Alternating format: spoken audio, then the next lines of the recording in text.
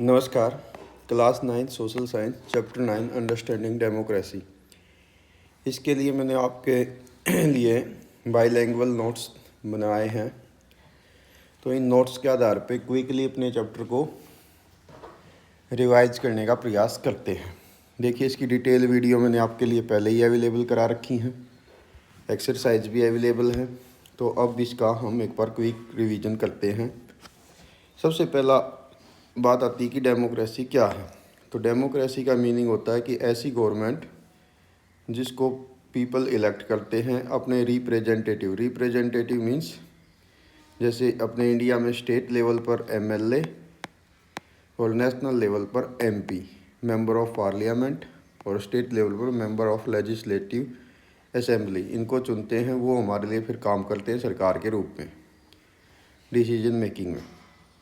फिर बात आती है कि डेमोक्रेसी शब्द कहाँ से लिया गया। तो ये ग्रीक भाषा का शब्द है, यूनानी भाषा का शब्द है, जो दो शब्दों डेमोस मीन्स पीपल और क्रेटिया या क्रेटोस यानी रूल ऑफ पावर यानी जनता का शासन, इससे बना है। पहली बार अब्राहम लिंकन जो यूएस के प्रेसिडेंट रहे हैं, यूएसए के फॉर्मर प्रेसिडेंट, उन्होंने इसकी डेफिनेशन दी थी डेमोक्रेसी की, government of the people by the people for the people. तो डेमोक्रेसी जनता का, जनता द्वारा जनता के लिए शासन है। इसकी फीचर्स क्या होगी, तो ये तीनों ही शब्द इसकी फीचर होगी, यानी इसमें पीपल का पार्टिसिपेशन होता है, सिटीजन जो है वो अपने रिप्रेजेंटेटिव को इलेक्ट करते हैं और ये गवर्नमेंट पब्लिक वेलफेयर के लिए काम करती है। इसका सबसे बड़ा एग्जाम्पल है इंडिया, जो वर्ल्ड की लार्जेस्ट डेमोक्रेसी है। देन आता है कि कॉन्स्टिट्यूट ऑफ द पीपल, जनता किसे कहते हैं। तो डेमोक्रेसी में नॉट एवरी पर्सन में get the right of vote immediately. तो इसमें क्या होता है कि कोई भी डेमोक्रेसी है उसमें हर आदमी को वोटिंग राइट नहीं होते। अलग अलग देशों में अलग अलग क्राइटेरियाज हैं। जैसे इंडिया में है यूनिवर्सल अडल्ट फ्रेंचाइज, सार्वभौमिक वयस्क मताधिकार, यानी वो व्यक्ति भारत में जो भारत का सिटीजन है और उसकी आयु 18 ईयर प्लस है। ठीक है, वो मेल है, फीमेल है, किसी भी जाति किसी भी धर्म का व्यक्ति है, वो पढ़ा लिखा है, अनपढ़ है, वो रोज़गार पे है, नहीं है, तो ये कोई वो नहीं रखता। भारत में केवल एक ही है कि इंडियन सिटीजन होना चाहिए, भारत का नागरिक हो और उसकी आयु 18 ईयर प्लस हो। इसी प्रकार स्विट्ज़रलैंड ऐसा देश है जहाँ पर वोमेंस के लिए 1971 में महिलाओं को वोटिंग राइट मिला था।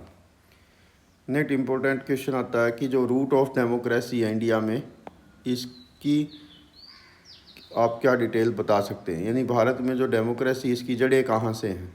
तो इंडिया की डेमोक्रेसी मॉडर्न डेमोक्रेसी तो है ही, लेकिन हमारे यहाँ पर ट्रेडिशनल इसके वो भी मिलते हैं फुटप्रिंट्स। जैसे वैदिक पीरियड में एक सभा होती थी, दूसरी समिति होती थी। सभा को बोलते थे काउंसिल ऑफ एल्डर्स और समिति को बोलते थे जनरल असेंबली। और ये क्या करती थी, ये पब्लिक मैटर्स पे डिस्कस करती थी, राजा को सुझाव देती थी और रिफ्लेक्टेड पीपल पार्टिसिपेशन और लोगों की भूमिकाओं को इसमें बढ़ाती थी। फिर आया महाजनपद का पीरियड, जो ईसा यानी कॉमन एरा से 600 BC है, बिफोर कॉमन एरा। ठीक है, यानी आज है आपका ईयर 2026। इससे वापस जाइए वर्ष 1 तक और फिर वहाँ से वापस जाइए 600 ईयर्स तक, तो उसको बोलेंगे BCE 600 BC। तो उस दौर में महाजनपद होते थे। सम रिपब्लिक हैड इलेक्टेड रूलर्स, और इसमें कुछ ऐसे गणराज्य होते थे जिसमें राजाओं का चुनाव होता था। यहाँ पर वर्जियों होती थी जो रिपब्लिकन सिस्टम को अडॉप्ट करती थी। नेक्स्ट है पंचायत सिस्टम। तो आप सोचते होंगे कि भारत में जो पंचायत सिस्टम है, यदि कॉन्स्टिट्यूशन की बात करें तो 1992 में भारत के कॉन्स्टिट्यूशन में 73rd अमेंडमेंट हुआ, उसके द्वारा भारत में पंचायती राज सिस्टम लागू किया गया। ये मॉडर्न बात है। लेकिन एंशियंट की बात करें तो विलेज काउंसिल भारत में काफ़ी लंबे समय से रही है, जो एडमिनिस्ट्रेटिव और जस्टिस का कार्य करती रही, यानी गांव के कार्य गांव में ही हो जाया करते थे। ये इनकरेज डिसेंट्रलाइजेशन, जो सत्ता के विकेंद्रीकरण को बढ़ावा देती है, और increase the participation of the people, और लोगों की आपस में भागीदारी को बढ़ाती है। देन आती है फीचर्स ऑफ डेमोक्रेसी की। डेमोक्रेसी की विशेषता क्या है? 3 तो आपने ऊपर ही देख ली थी। Government of the people, by the people, for the people, तो 3 फीचर्स तो वो आप ले सकते हैं। देन इसमें होता है रिप्रेजेंटेटिव गवर्नमेंट, यानी इसमें हम अपने मेंबर ऑफ पार्लियामेंट या member of legislative assemblies member उनका चुनाव करते हैं। एमपी मीन्स होता है यहाँ पर सांसद, ठीक है, जो लोकसभा में कार्य करते हैं जनता के लिए। और एमएलए का मतलब होता है विधायक, जो विधानसभाओं में काम करते हैं, ठीक है, यानी ये स्टेट लेवल पे हो गए। देन आता है फ्री एंड फेयर इलेक्शन। इसमें इलेक्शन कमीशन होता है, election commission of India Bharat में, जो हर 5 साल के अंदर रेगुलर इलेक्शन करवाते हैं, ठीक है, free. Then universal adult franchise, Bharat में हर वह व्यक्ति जिसकी आयु 18 ईयर प्लस है वो वोटिंग राइट्स उसको मिलता है। देन फ्रीडम ऑफ एक्सप्रेशन, कोई भी व्यक्ति अपने विचार इसमें व्यक्त कर सकता है, यानी हम सरकार की क्रिटिसाइज भी कर सकते हैं, ठीक है। बहुत सारी गवर्नमेंट ऐसी होती है जिसमें हम सरकार की आलोचना या राजा की आलोचना नहीं कर सकते। फ्रीडम टू फॉर्म एसोसिएशन, जो डेमोक्रेसी होती है इसमें अलग अलग लोग अपनी पॉलिटिकल पार्टियां बना सकते हैं, संगठन बना सकते हैं, यूनियन बना सकते हैं। इसी प्रकार से राइट टू इंफॉर्मेशन आरटीआई, ये एक्ट 2005 में बनाया गया। इसके द्वारा भी हमको सूचना का अधिकार कॉन्स्टिट्यूशन के द्वारा दिया गया। इसमें और ज़्यादा ट्रांसपेरेंसी आ जाती है और हम गवर्नमेंट को और ज़्यादा अकाउंटेबल बना सकते हैं, यानी वो जिम्मेदारी से कार्य करती है, क्योंकि आरटीआई के द्वारा कोई भी सूचना मांगी जा सकती है। देन आता रूल ऑफ लॉ, तो डेमोक्रेसी में सब कुछ कार्य जो है वो कानून के अनुसार चलते हैं, यानी कॉन्स्टिट्यूशन के अनुसार होते हैं। देन आता है आपके चैप्टर में टाइप्स ऑफ डेमोक्रेसी। तो देखिए दुनिया में 2 टाइप्स की डेमोक्रेसी होती हैं। एक होती है डायरेक्ट डेमोक्रेसी, यानी जिसमें सिटीजन किसी भी कार्य में डिसीजन मेकिंग में सीधे भाग लेते हैं, डायरेक्ट पार्टिसिपेशन होता है। जैसे एंशियंट एथेंस यानी यूनान और स्विट्जरलैंड, यहाँ पर रेफरेंडम होता है, यानी जनमत होता है, जिसको बोलते हैं जनमत संग्रह। जन मीन्स लोग, मत मीन्स उनके वोट, और संग्रह मीन्स कलेक्शन, यानी लोगों से ये पूछा जाता है कि कोई भी कार्य में वो किस प्रकार से कार्य करते हैं। इसमें लिमिटेशन क्या है? Not suitable for the large population, बहुत बड़े जो देश होते हैं जिनमें जनसंख्या बहुत ज़्यादा होती है वहाँ पर डायरेक्ट डेमोक्रेसी मुश्किल होती है, नहीं हो सकती। देन रिप्रेजेंटेटिव डेमोक्रेसी, यानी जिसके अंदर हम अपने प्रतिनिधियों का चुनाव करते हैं और वे गवर्नमेंट के अंदर जाकर जनता के लिए कार्य करते हैं। Likely India, USA and United kingdom, America, वो ब्रिटेन, ये सुटेबल होती है लार्ज कंट्रीज़ के लिए, जैसे इंडिया, अमेरिका, इन सब के लिए। देन आता है democratic system in the world, कि इस टाइम दुनिया में किस टाइप्स की लोकतांत्रिक सरकारें चल रही हैं। तो उसके आगे और सब डिवीज़न हम कर सकते हैं। एक होती है पार्लियामेंट्री डेमोक्रेसी, संसदीय लोकतंत्र। इसमें फीचर क्या है कि इसमें executive is responsible for the legislature, ठीक है, वो कार्यपालिका जो होती है वो विधान पालिका के लिए जिम्मेवारी उसकी तय होती है, पर यानी एक उसमें कार्य करती है। प्राइम मिनिस्टर इसका रियल एग्जीक्यूटिव होता है, कार्यपालिका का मुखिया जो है वो प्रधानमंत्री होता है, और president is a nominal head. और इस प्रकार की संसदीय प्रणाली में जो देश का मुखिया होता है वो राष्ट्रपति होता है, जबकि सरकार का मुखिया प्राइम मिनिस्टर होता है। जैसे भारत, ब्रिटेन, जापान, जर्मनी में इस प्रकार की पार्लियामेंट्री डेमोक्रेसी सिस्टम मिलता है। दूसरा होता है प्रेसिडेंशियल डेमोक्रेसी, जिसमें राष्ट्रपति शासन प्रणाली होती है। इसमें पावर जो होती है ना, एग्जीक्यूटिव पावर, इसके अलावा लेजिस्लेचर पावर, ये स्वतंत्र होती हैं, इसमें सेपरेट होती है पावर। प्रेसिडेंट रियल एग्जीक्यूटिव होता है, राष्ट्रपति मूल रूप से देश का भी और सरकार का भी मुखिया होता है, और लेजिस्लेचर और एग्जीक्यूटिव ये सेपरेटली काम करते हैं। जुडिशरी भी इसमें स्वतंत्र रहती है। हालांकि जुडिशरी उस पार्लियामेंट्री सिस्टम में भी है स्वतंत्र उसको। देन आता है एग्जाम्पल इसके, तो वो है यूएसए हो गया, ब्राज़ील हो गया, उसमें इस टाइप की जो पार्लियामेंट्री सिस्टम है, प्रेसिडेंशियल सिस्टम है, वो मिलता है। देन आता है alternative of the democracy. Democracy के अलावा दुनिया में और कौन से शासन तंत्र चलते हैं, उनमें एक होता है मोनार्ची, राजतंत्र, जिसमें रूल बाय द किंग होता है, यानी राजा जो है वही मुखिया होता है, राजा या रानी, क्वीन हो सकती है। इसमें दो टाइप्स की हो सकती है ये जो राजतंत्र है। एक होता है एब्सोल्यूट मोनार्ची, यानी पूर्ण राजतंत्र, पूरी तरह से राजा का शासन, और दूसरी होती है कॉन्स्टिट्यूशनल मोनार्ची, संवैधानिक राजतंत्र, यानी इसमें ऐसा होता है कि राजा भी होता है और राजा के नीचे जो है प्राइम मिनिस्टर हो सकता है, और प्राइम मिनिस्टर को वहाँ की जनता इलेक्ट करती है। तो जैसे एब्सोल्यूट मोनार्ची का उदाहरण आप दे सकते हैं सऊदी अरेबिया से, और कॉन्स्टिट्यूशनल मोनार्ची का एग्जाम्पल आप दे सकते हैं इंग्लैंड से, यूनाइटेड किंगडम से। देन आता है डिक्टेटरशिप, तानाशाही। तानाशाही का मतलब होता है जब पावर को कॉन्सेंट्रेट कर दिया जाता है वन रूलर द्वारा, यानी ये सत्ता एक व्यक्ति के हाथ में चली जाती है, डिक्टेटरशिप हो जाती है, तानाशाही हो जाती है। यानी इसको हम सैन्य ताकत भी कह सकते हैं कि जो कोई एक लीडर है वो इसको अपने कब्जे में ले लेता है। वो राजा भी हो सकता है, वो सेना का प्रमुख भी हो सकता है। इसमें कोई इलेक्शन नहीं होते हैं, कोई फ्री इलेक्शन नहीं होते हैं, लिमिटेड फ्रीडम होती है इसमें, और पब्लिक का ओपिनियन इसमें जो है वो सप्रेस्ड रहता है, यानी पब्लिक अपने ओपिनियन नहीं रख सकती है।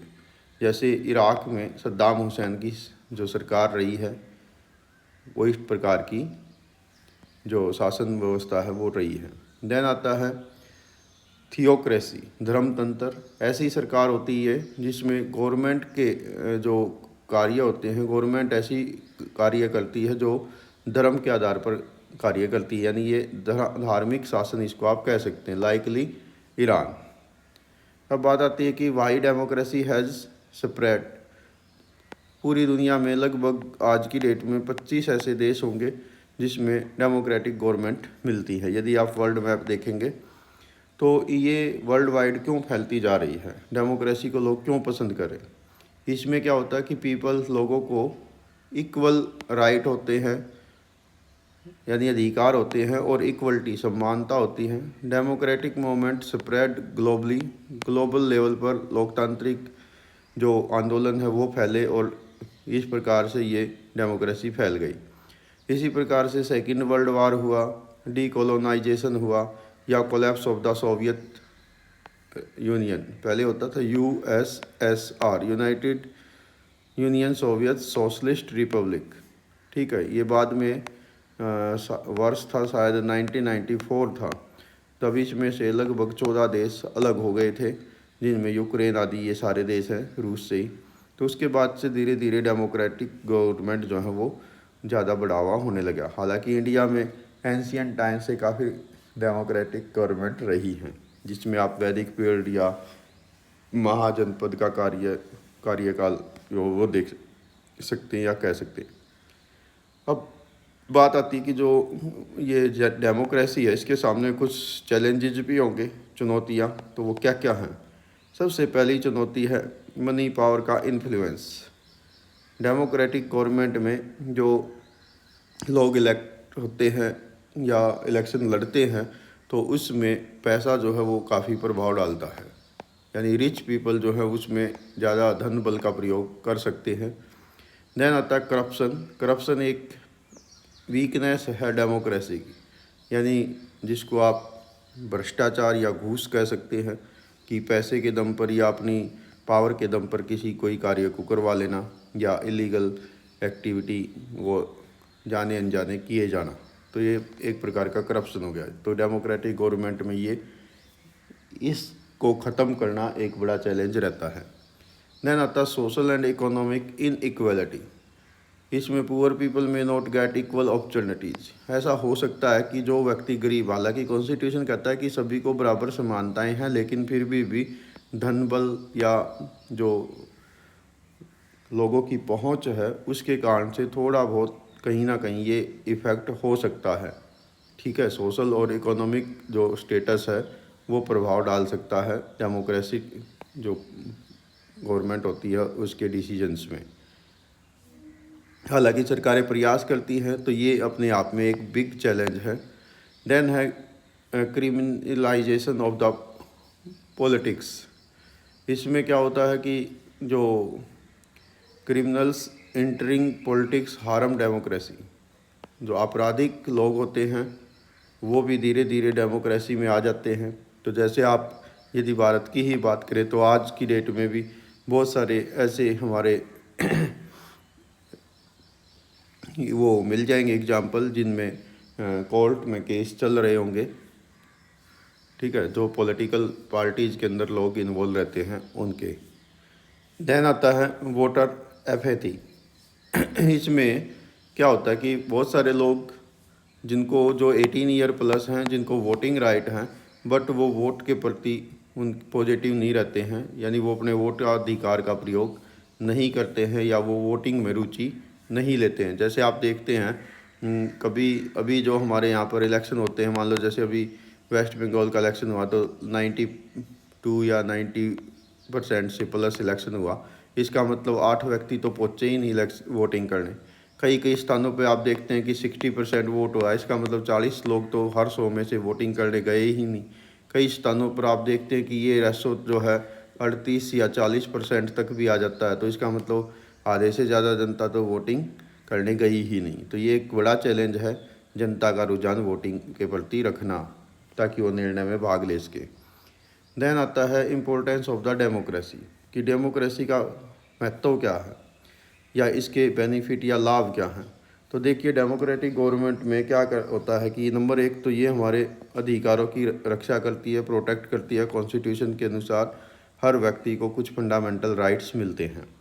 ये एनकरेज करती है पार्टिसिपेशन। ऐसा नहीं है कि केवल धन बल ही इसमें प्रभाव रहता है। अभी आप हम इंडिया में 5 स्टेट में इलेक्शन हुए, उनमें भी आप देखेंगे बहुत सारे वे लोग भी इलेक्ट हुए हैं, जनता ने उन लोगों को भी अपने रिप्रेजेंटेटिव यानी अपने एमएलए बनाया है, जिनकी कोई भी पॉलिटिकल जो रीच है वो नहीं थी।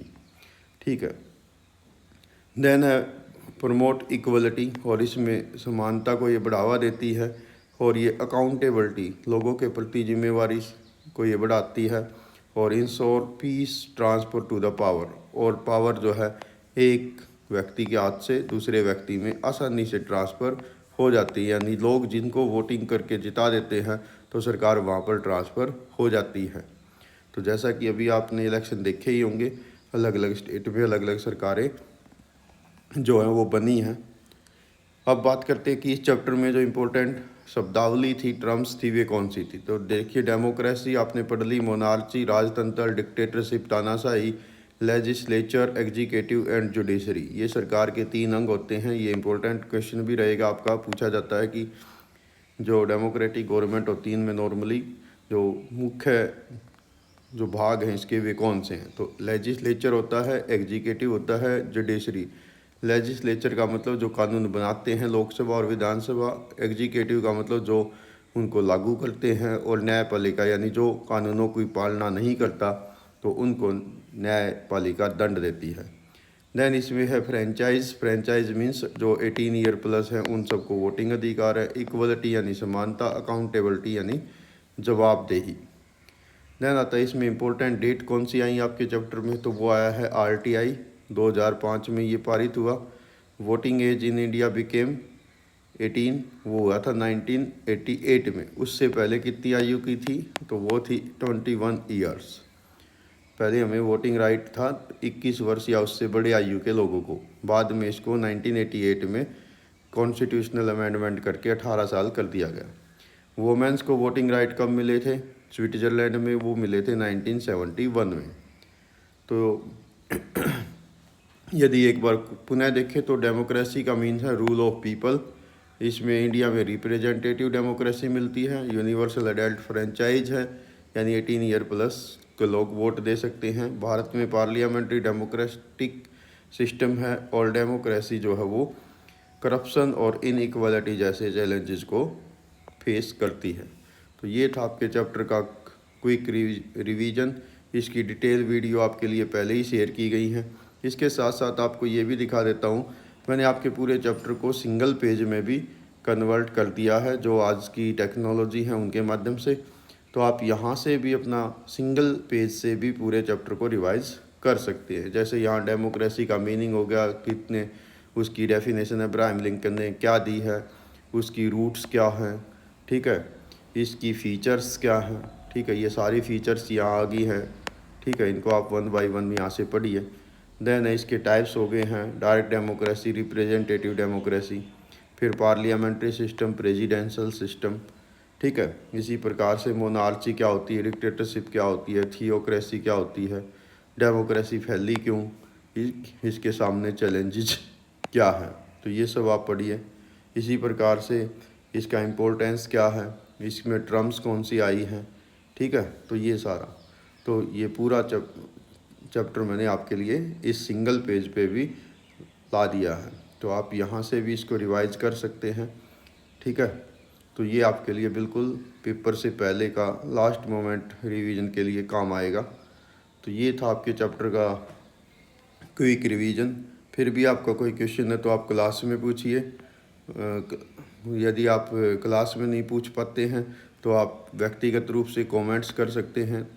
यदि आपकी कोई प्रॉब्लम होगी तो मैं उसको सोल्व करने का प्रयास करूँगा। Thank you, have a nice day.